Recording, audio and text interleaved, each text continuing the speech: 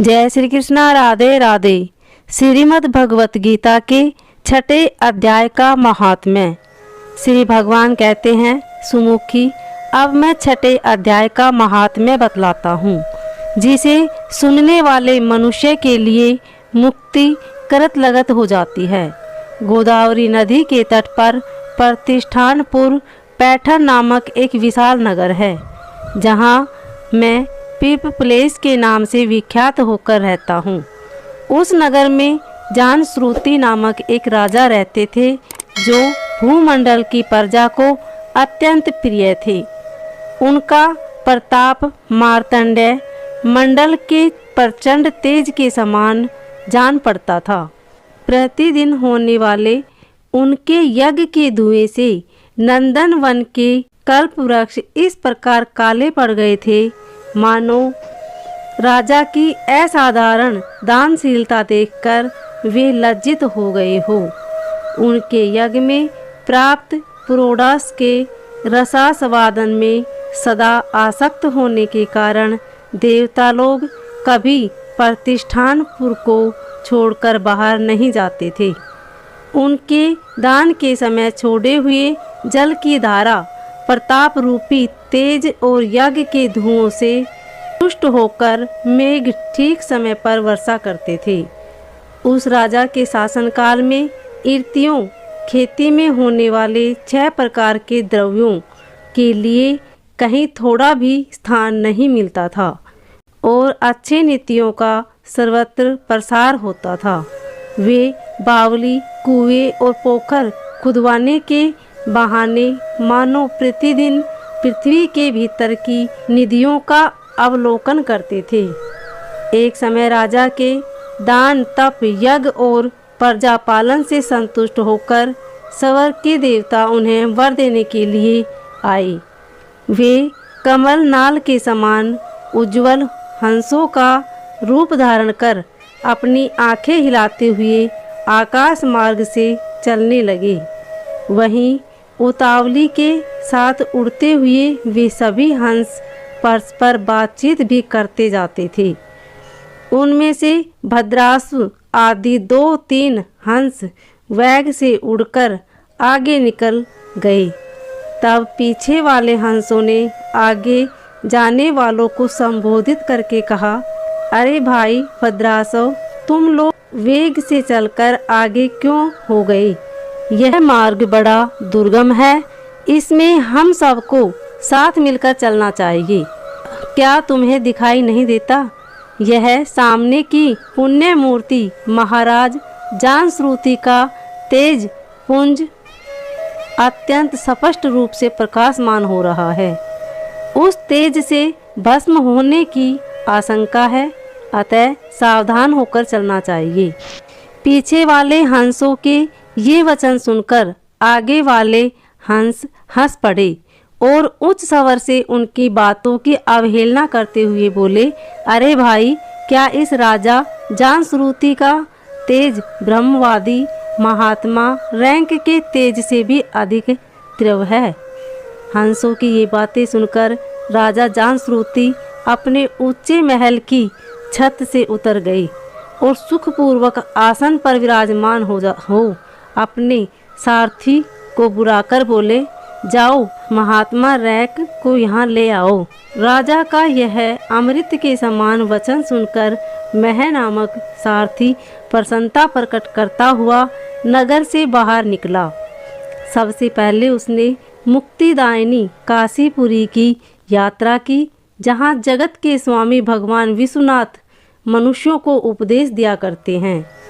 उसके बाद वह गया क्षेत्र में पहुंचा, जहां प्रफुल्ल नेत्रों वाले भगवान गदाधर संपूर्ण लोकों का उद्धार करने के लिए निवास करते हैं। तदंतर नाना तीर्थों में भ्रमण करता हुआ सारथी पापनाशनी मथुरापुरी में गया। यह भगवान श्री कृष्ण का आदि स्थान है, जो परम महान एवं मोक्ष प्रदान करने वाला है। वेद और शास्त्रों में वह तीर्थ त्रिभुवनपति भगवान गोविंद के अवतार स्थान के नाम से प्रसिद्ध है। नाना देवता और ब्रह्म ऋषि उसका सेवन करते हैं। मथुरा नामक कालिंदी यमुना के किनारे शोभा पाता है। उसकी आकृति अर्धचंद्र के समान प्रतीत होती है। वह सब तीर्थों के निवास से परिपूर्ण है। परम आनंद प्रदान करने के कारण सुंदर प्रतीत होता है। गोवर्धन पर्वत के होने से मथुरा मंडल की शोभा और भी बढ़ गई है। यह पवित्र वृक्षों और लताओं से आवृत है। उसमें बाहर वन है। वह परम पुण्यमय तथा सबको विश्राम देने वाले श्रुतियों के समान सारभूत भगवान श्री कृष्ण की आधार भूमि है।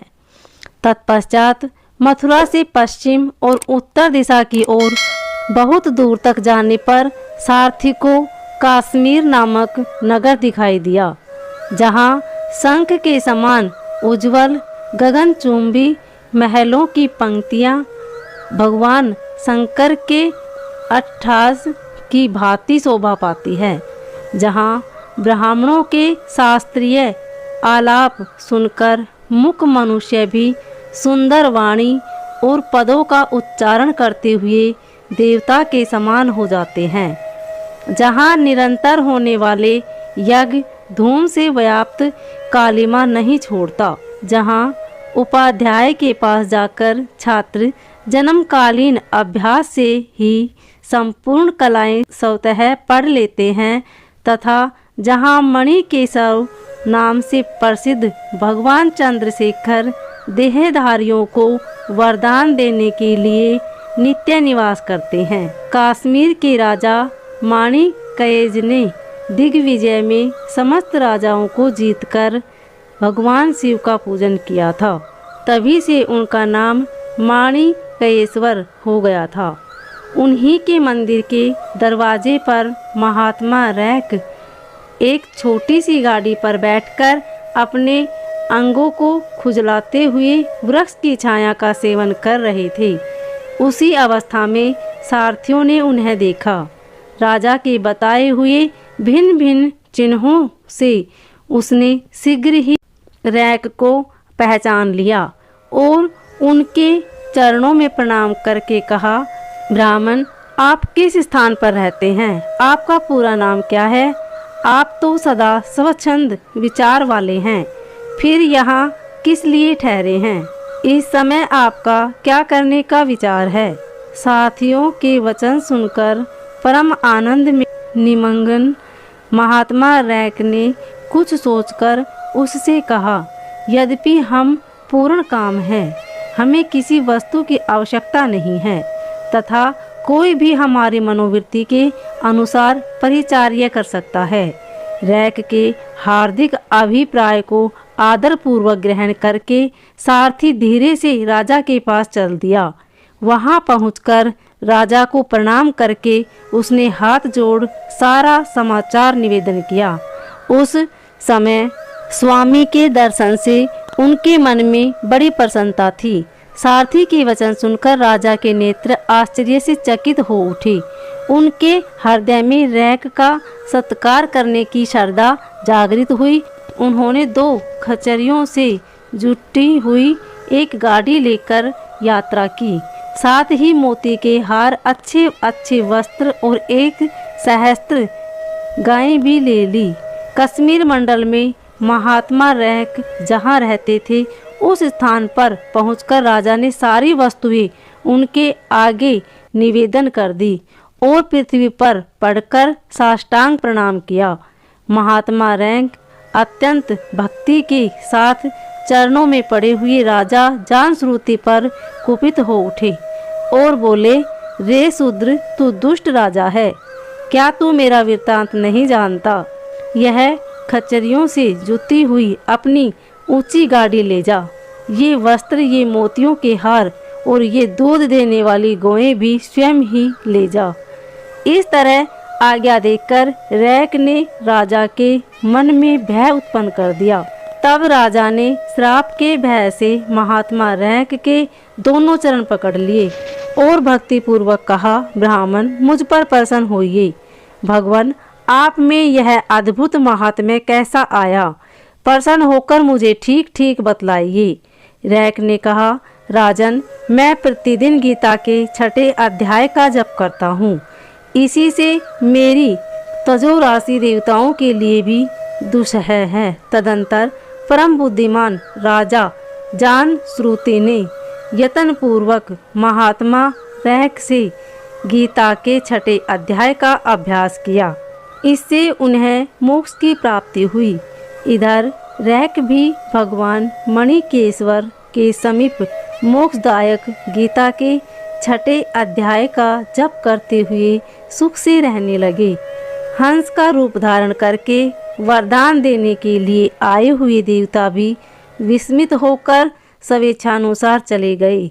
जो मनुष्य सदा इस एक ही अध्याय का जप करता है वह भी भगवान विष्णु के ही स्वरूप को प्राप्त होता है। इसमें तनिक भी संदेह नहीं है। उम्मीद है आपको श्रीमद् भगवत गीता के 6 अध्याय का महात्म्य अच्छा लगा होगा। अगर अच्छा लगे तो वीडियो को लाइक शेयर सब्सक्राइब जरूर करें। कमेंट में ओम नमो भगवते वासुदेवाय अवश्य लिखें। धन्यवाद।